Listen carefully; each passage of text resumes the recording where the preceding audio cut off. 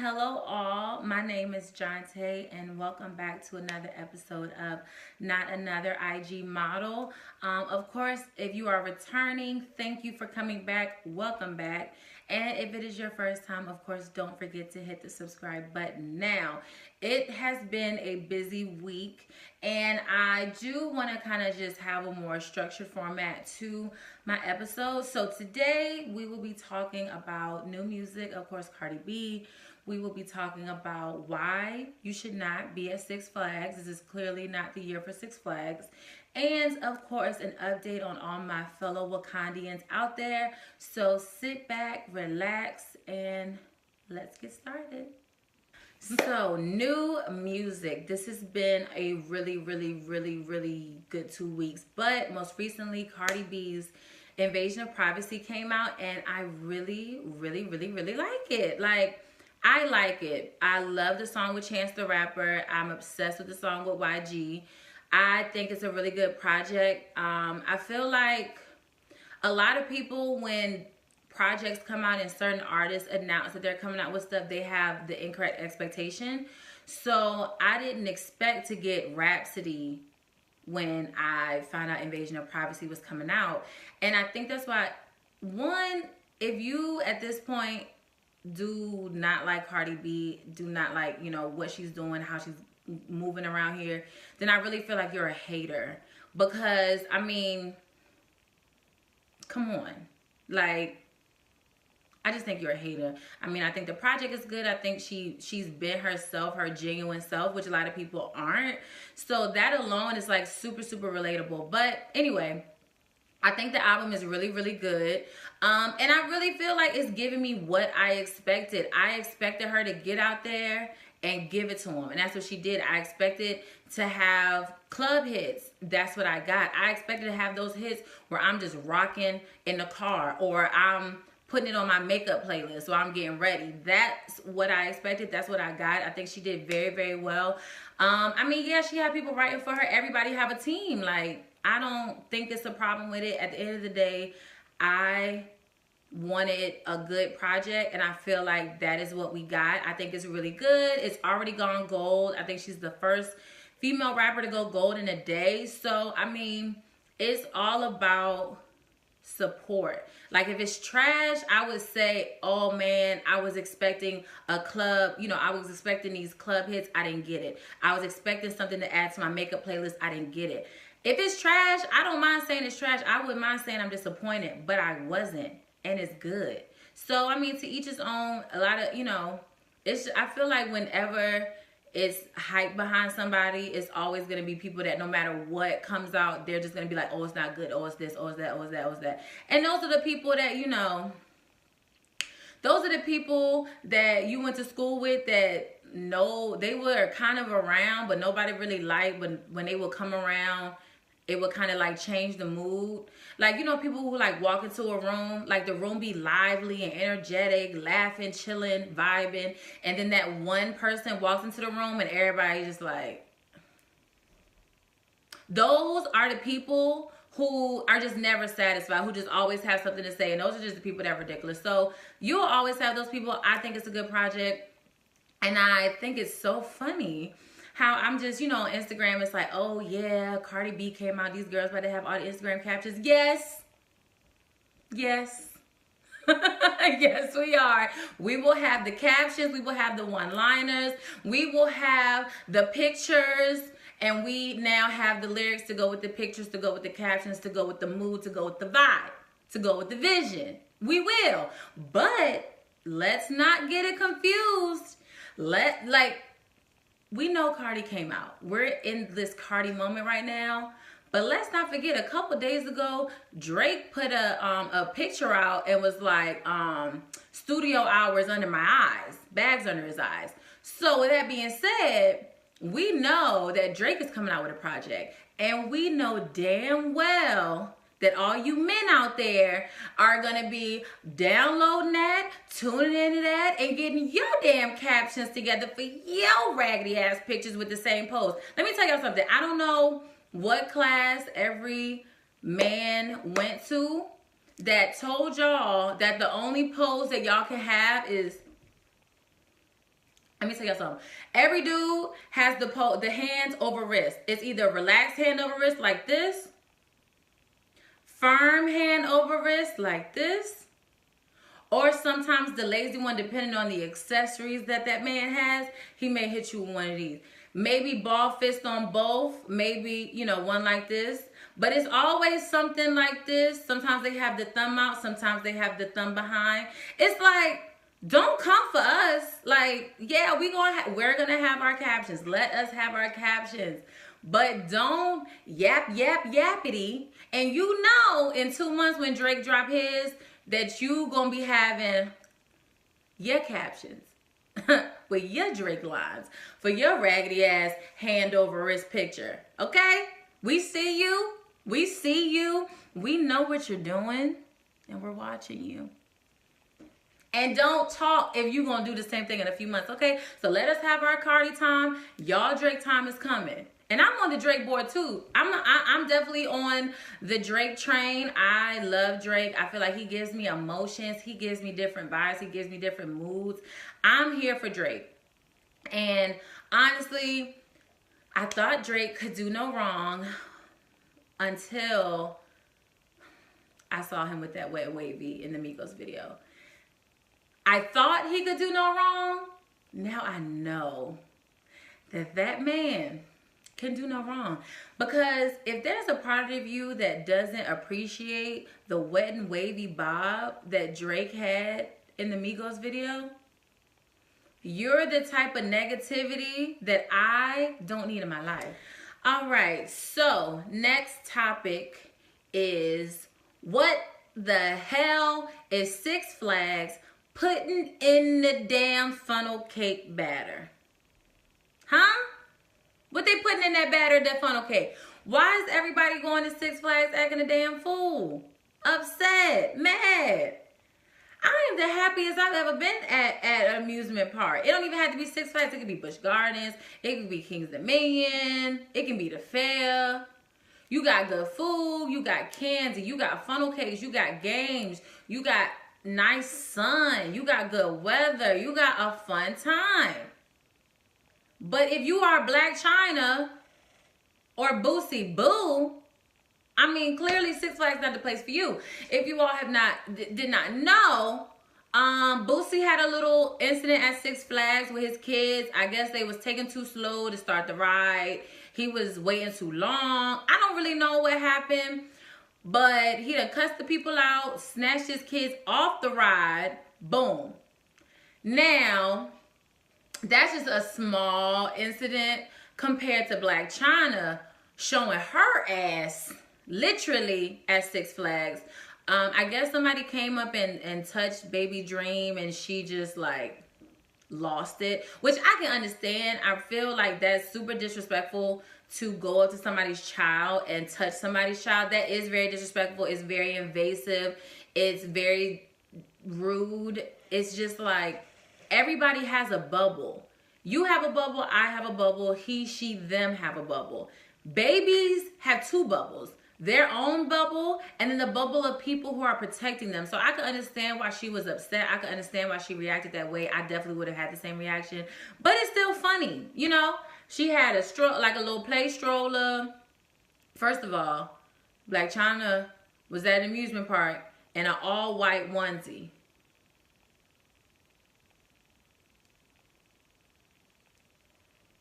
That was the first sign that it was going to go from bad to worse.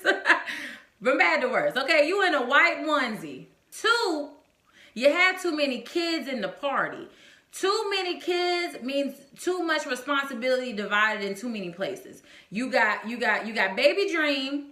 You got King, who is currently in a lawsuit of his own because his dad put him on a lease and didn't pay the damn rent. And then you got her boyfriend, who has one of the worst cases of my tongue's too big for my mouth I've probably ever seen. And you know, it's too much going on. It's just too damn much going on. Either y'all need to make it a date, and you take you know what I'm saying, you take your oldest child on a date, Or you leave your oldest child at home, let him play his video games, get caught up on his homework, you know, do all that, rah, rah, rah. And you take the babies to Six Flags. But all y'all together, as a parent, as any chaperone, as anybody who has ever had to go to an amusement park with a whole bunch of kids, it's a lot. Because every single thing, they get distracted. They want to go here, they want to go there, they want to ride this, they want to buy this, they want to take a picture with that. It's a lot. Now, when you got that times 3, that's a lot. Plus, you're a celebrity, so now you got to deal with all this other people, fans, whoever, whatnot. It's just a damn lot. Now, Blac Chyna almost got the fight. She had that whole little scene, and you know, Rob quickly, quick, fast, in a hurry, went to the lawyers, and he's trying to get cheaper child support.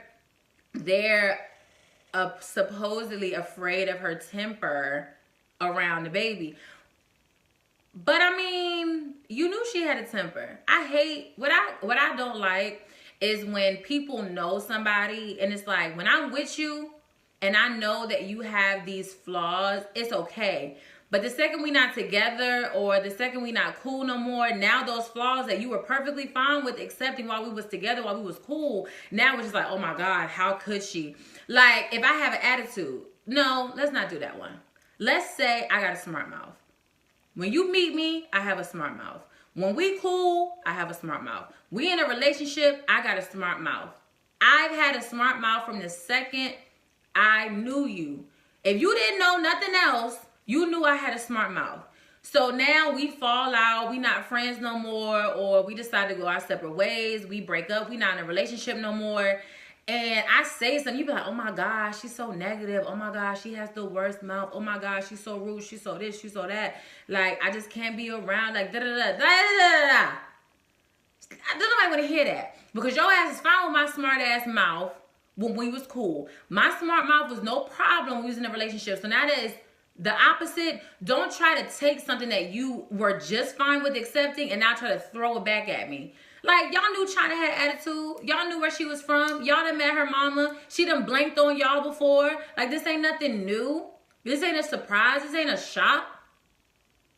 You just trying to lessen that check up for child support, which I understand. I don't pay child support. I never have. But if I did, that sound like an extra bill. I don't like bills. I don't like bills. So yeah, I can understand why you mad, but don't try to make it seem like, oh, she's a bad mother and she can't be around your child because she got an attitude. Like, baby, she was an attitude before you got her pregnant. She had an attitude when you got her pregnant. And she gonna have an attitude as a mother. Okay? Now, last but not least, Wakanda. Now, when Black Panther first came out, I really thought I was going to be like, no, I'm not here for Michael B. Jordan. Like, it's Wakanda forever. It's T'Challa forever. You know, I'm still holding a little grudge against Michael B. Jordan for what he did to G-Baby and him getting G-Baby shot. But that is neither here nor there. That is for another episode, honey, because I can go on and on and on.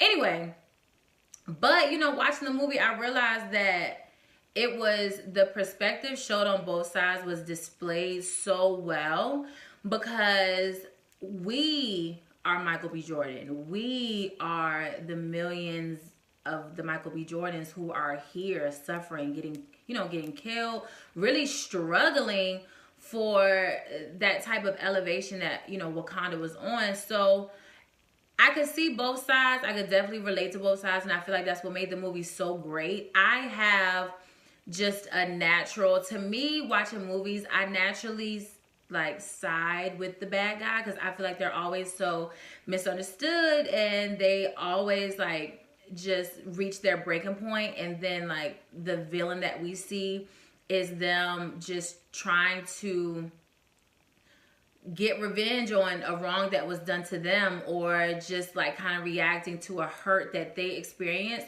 So I normally always side with villains in movies, which is almost a little weird, but it's whatever. Like, that's just something that I do. But I really enjoyed Michael B. Jordan's character, because it just really kind of brought that insight that, you know, this is where we could be, but look at where we are. this is what we have in mind for ourselves, but we're struggling. You know, and seeing that on television, seeing that on the big screen, it was refreshing, but you know, I just think it was a beautiful dialogue. I think it was illustrated great. I think it was, you know, delivered in a way that everybody could recognize, relate, and understand each side of it. And I think that's what really made the movie so great, because you could understand, of course, the people of Wakanda, why they wouldn't want to show that side of themselves, but then you can also understand Michael B. Jordan of like, but damn, like, y'all really just gonna have us out here like this, and y'all got y'all live in lavish, and y'all really just gonna watch us just like live like this and struggle, and like you don't think that we gonna lash out or be angry or upset, you know? So I think it was a beautiful movie, and I'm just so glad of the success that it's having, and I'm glad of the message that it's showing. I mean, to adults, to kids, it's just an exciting time to just see it continue, you know, to supersede any expectation that anybody could have had. I think it's a beautiful film. I think they've already like green lighted the sequel, or Black Panther 2, whatever you want to call it. I'm excited, and I just really hope that you know, people just take its success as an example of the power in numbers that we have, of the influence that we have, of everything that we, you know, possess as a people, and what we can do when we really put our minds to it, and put ourselves on display and put our best foot forward. So that's my little soapbox moment. But so before I go on the end of each episode, I am going to feature what I call the TI word of the day. Of course, inspired by the very well-spoken T.I. Harris, the rapper. This will be a very, you know, elaborate and lavish word that you may know, that you may not know, but just to add some substance and some elevation to the show. So today's TI word of the day is ebullient. Ebullient is an adjective, and it means extremely lively or enthusiastic. Now, using ebullient in a sentence would go a little something like this. OMG, Drake has bags under his eyes from putting in extreme studio hours. Knowing he has a project on the way makes me very ebullient. So, ebullient, ladies and gentlemen, use it today. Try to use it in a conversation and just wait for someone's reaction. They be like, look at you with that SAT word, okay? Anyway, thank you all so much for tuning in for another episode. It was fun. I hope you enjoyed, hope you laughed, you know, whatever. But of course, do not forget, like, comment, subscribe. Give me some feedback. Let me know what you think. Let me know if there's anything I can do better. I'm just trying to continue to grow the channel and make it as good as I can make it if I can get my words out. So, do want to thank you all for stopping by and sticking it out with me, with the kids today. You could have been anywhere in the world, but you chose to be here with me. And for that, I thank you. Until next time.